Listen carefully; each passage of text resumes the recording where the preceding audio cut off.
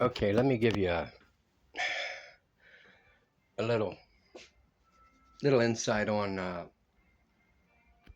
certain things that have happened with me when I've been out speaking with people years ago. There was a Christmas one time I remember, and I went and got a box. I went downtown. I got a box. I found a big box in the alley, and I went to a like a Walmart or Walgreen downtown there. Bought some wrapping paper, a couple bucks. I'm always broke, but not that broke. Got the wrapping paper and the tape, and I wrapped the box up, cut the holes, and made it where it would go over me. See, I could put the whole thing over me, put my arms through, and in my head, and I was going to be a gift. See, that's what I was representing, a gift. And it was coming around, the 25th of December, and there's a lot of people down there, but, no one really looks at you, and they don't care. Because that's not my objective. My objective isn't to be seen or heard. It's the idea that not to be seen and heard, but that Christ would be seen and heard in their mind. Okay, so they would hear that, and others would look at times, but I would do a whole 25-minute, show for them, giving them scripture about Jesus and the gifts of the Spirit and such.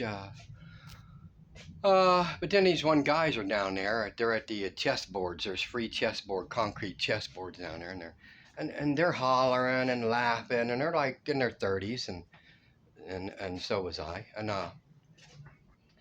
but that was 30 years ago, and they would throw food and hamburger, hot dog stuff at me, and they probably got that food free anyway. Seriously, people come down there and give them food all the time. They just walk around, get free food. You won't go hungry in downtown Denver, or any real city for that matter. You won't go hungry because Christ is he's got brothers and sisters out there. So anyway, they were throwing stuff at me and screaming and hollering. They were kind of far off, though, good stone's throw there, 150 feet or so. And there's trees down there, and it's in the middle of the mall, of the road, because it's a free trolley area. And I just told them, I said, hey, guys, I said, do you have to throw stuff at me? I said, you're far enough away that there's no reason for you to even have any concern with hearing what I got to say if it's that, appalling to you see. So because if you don't like what I'm saying, you are free to go wherever you want. I'm not stopping you.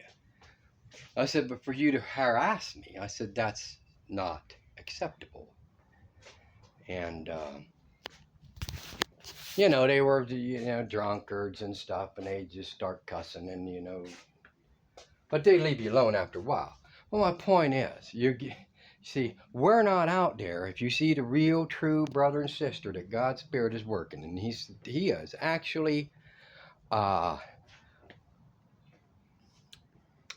them up. That's what it is. See, like He did with Philip. You see, that's what happens. See, then they are there not to be seen. Okay, of themselves. They do want people to know Jesus. They do want to know that we love you too, see. I do love that person too.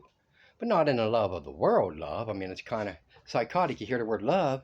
Without Jesus, it's like, what? He loves me? Man, dude, there's something wrong with you, see. Because they don't get love. Okay. Love ain't lust, see.